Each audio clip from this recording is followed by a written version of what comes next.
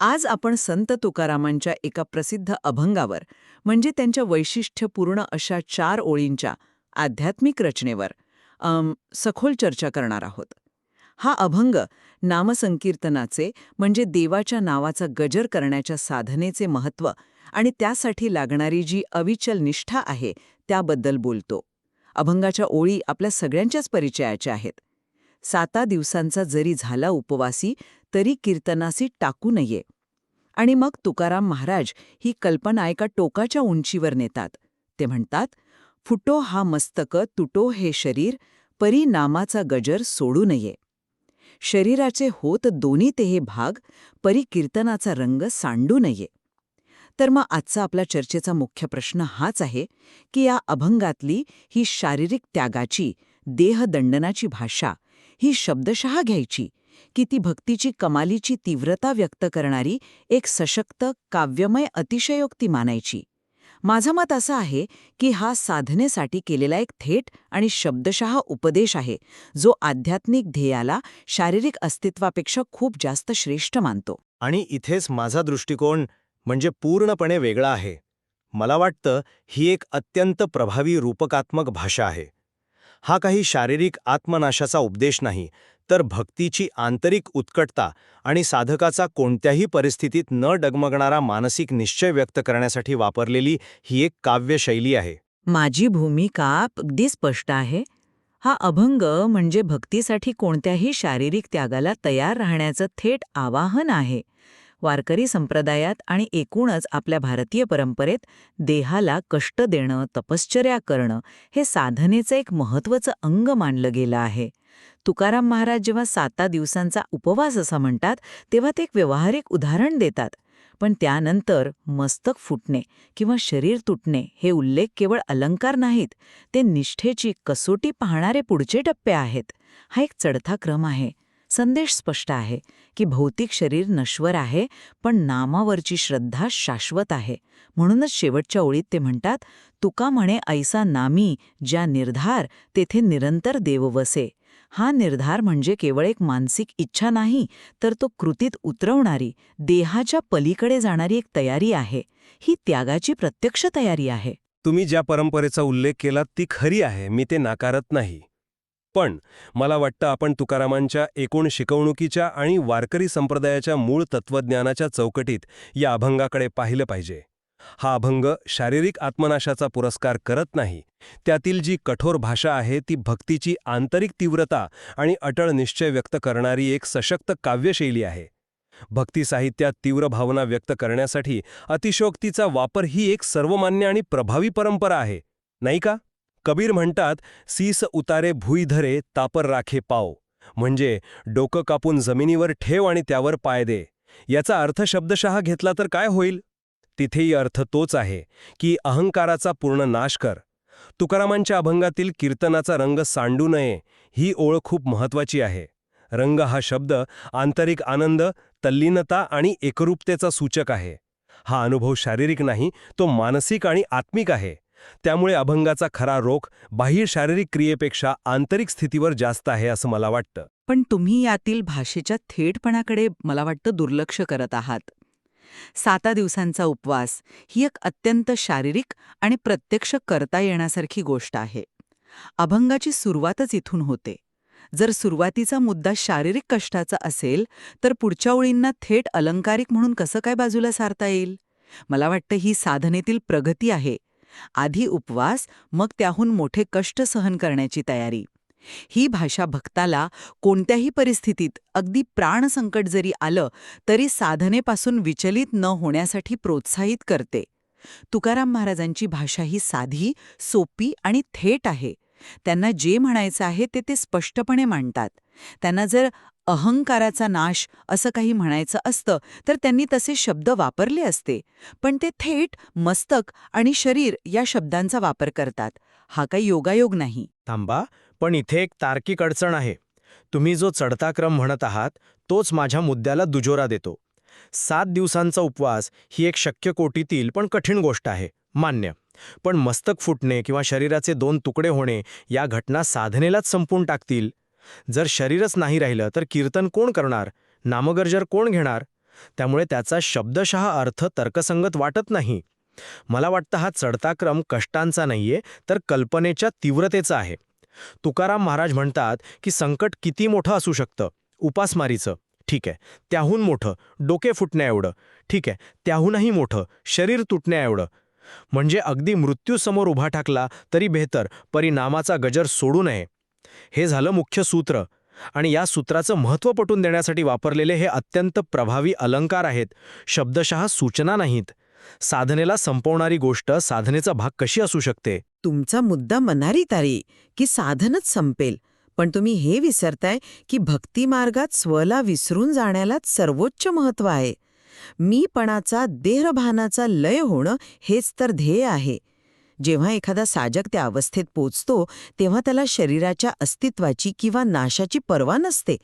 इतिहासात अशी अनेक उदाहरणं आहेत जिथे भक्तांनी देवासाठी किंवा श्रद्धेसाठी शारीरिक यातना आनंदाने सहन केल्या आहेत. तुकाराम महाराज इथे तीच परमोच्च अवस्था मांडत आहेत. ही काही सामान्य माणसासाठीची सूचना नाही, तर साधकाच्या अंतिम ध्येयाचे हे वर्णन आहे. ती एक कसोटी आहे आणि निर्धार या शब्दाचा अर्थ इथे खूप महत्वाचा ठरतो. हा निर्धार म्हणजे माझं शरीर जरी माझ्या साधनेच्या आड येत असेल तरी मी त्याला महत्त्व देणार नाही. ही देहशक्तीवर मिळवलेल्या विजयाची घोषणा आहे. निर्धार या शब्दावरच येऊया. मला वाटतं तुम्ही त्याचा अर्थ कृतीशी जोडत आहात आणि मी तो मानसिक स्थितीशी जोडतो. तेथे निरंतर देव वसे, ही शेवटची ओळ बघा. देवाचं वास्तव्य कुठे आहे? त्या तुटलेल्या शरीरात की त्या अविचल मनात?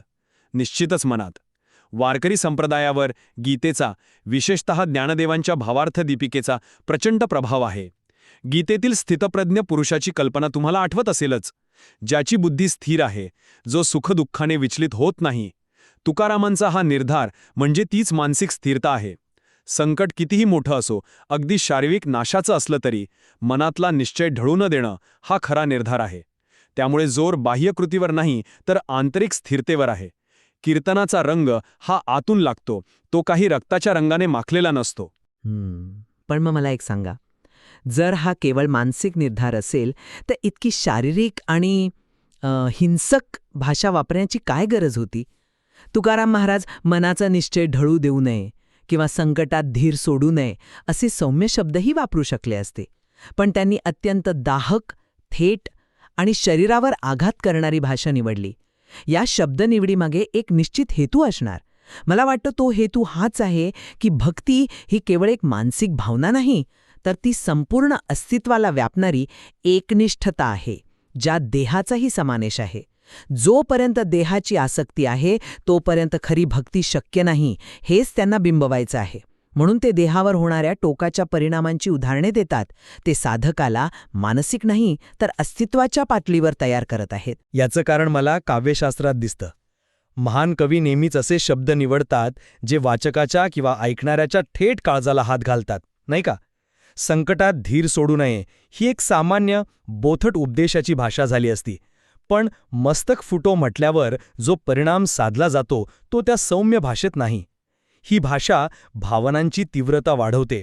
पण याचा अर्थ शब्दशः घेण्याऐवजी आपण त्याचा प्रतिकात्मक अर्थ शोधला पाहिजे. उदाहरणार्थ, मस्तक फुटणे याचा एक अर्थ अहंकाराचा नाश होणे असाही असू शकतो. साधनेतील सर्वात मोठा अडथळा हा अहंकार असतो. आपलं डोकं, आपलं मीपण, त्याचा नाश झाल्याशिवाय देवाशी एकरूप होता येत नाही. तर शरीराचे दोन भाग होणे याचा अर्थ सामाजिक किंवा कौटुंबिक जीवनात फूट पडणे, नात्यांमध्ये दुरावा येणे असाही असू शकतो. तुकारामांना स्वतःच्या आयुष्यात हे सगळं सोसावं लागलं होतं. त्यामुळे ते कदाचित सांगत असतील की साधनेच्या मार्गावर चालताना तुमचा अहंकार नष्ट झाला, समाजानं तुम्हाला वाळीत टाकलं, कुटुंबात फूट पडली तरी हरकत नाही, पण नामाचा गजर सोडू नका. हा अर्थ जास्त सखोल आणि प्रेरणादायी वाटतो. तुम्ही लावलेला प्रतिकात्मक अर्थ रोचक आहे, पण तो मूळ शब्दांची तीव्रता आणि त्यांचा थेटपणा कमी करतो असं मला वाटतं. फुटो हा मस्तक याचा अर्थ अहंकाराचा नाश किंवा अपमान घेणं हे शब्दांना आपल्या सोयीनुसार सौम्य करण्यासारखं आहे.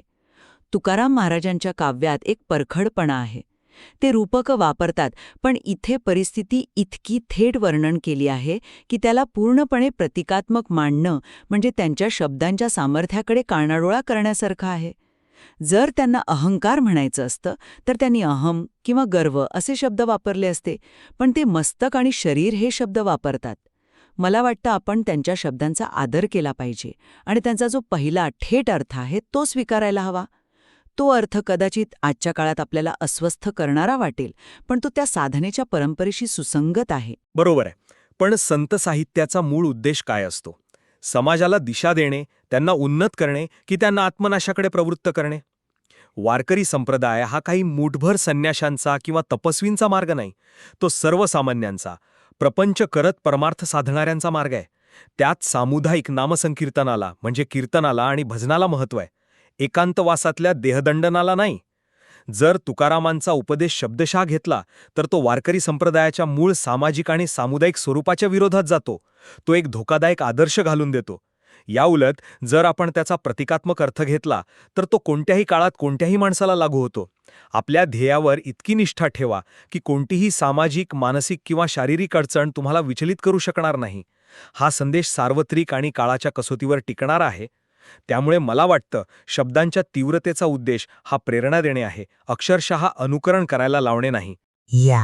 या चर्चेनंतरही माझी भूमिका तीच आहे की या अभंगातील भाषा साधनेसाठी आवश्यक असलेल्या शारीरिक त्यागाच्या तयारीचं महत्त्व अधोरेखित करते. उपवासपासून सुरू होऊन शरीराचे 2 भाग होण्यापर्यंतचा प्रवास हा साधकाच्या निष्ठेची आणि देहासक्तीवरील विजयाची वाढती कसोटी दर्शवतो. ही भक्तिमार्गावरील एक आदर्श अवस्था आहे. सामान्य माणसासाठी ती एक प्रेरणा आहे आणि प्रगत साधकासाठी ते एक ध्येय आहे. या शब्दशः अर्थामुळेच त्यातील गांभीर्य आणि साधनेची उंची आपल्यापर्यंत पोहोचते. आणि माझा निष्कर्ष अर्थातच यापेक्षा वेगळा आहे. या अभंगातील कठोर भाषा ही भक्तीची उत्कटता आणि मानसिक दृढनिश्चय व्यक्त करणारी एक अत्यंत प्रभावी काव्यमय अभिव्यक्ती आहे. याचा शब्दशः अर्थ लावल्यास तो तुकारामांच्या आणि वारकरी परंपरेच्या एकूण मानवतावादी भूमिकेशी विसंगत ठरतो. त्यातील प्रतिकात्मक आणि प्रेरणादायी संदेश समजून घेणं की कोणत्याही परिस्थितीत आपले ध्येय आणि आंतरिक आनंद सोडू नये हे अधिक महत्त्वाचे आणि तर्कसंगत आहे. हा अभंग शारीरिक त्यागाचा नाही तर अटळ मानसिक निष्ठेचा सर्वोत्तम आविष्कार आहे. हे मात्र खरं आहे की आपले दृष्टिकोन वेगळे असले तरी या चर्चेतून एक गोष्ट निसंशयपणे स्पष्ट होते. संत तुकारामांनी नामसंकीर्तनाला आणि देवावरील श्रद्धेला जीवनात सर्वोच्च, अगदी देहाच्याही पलीकडचे स्थान दिले आहे. तो संदेश शारीरिक त्यागाच्या प्रत्यक्ष तयारीतून समजून घ्यायचा की आंतरिक निष्ठेच्या अविचल दृढतेतून हा प्रत्येकाचा चिंतनाचा आणि साधनेचा विषय आहे. अगदी बरोबर. आणि एकाच अभंगातून इतके सखोल आणि परस्पर विरोधी वाटणारे पण तरीही तर्कसंगत अर्थ निघू शकतात, हेच तर संत साहित्याची खरी श्रीमंती आहे. यावर अधिक विचार करायला आणि चिंतन करायला निश्चितच वाव आहे. हेच या चर्चेतून पुन्हा एकदा सिद्ध होत.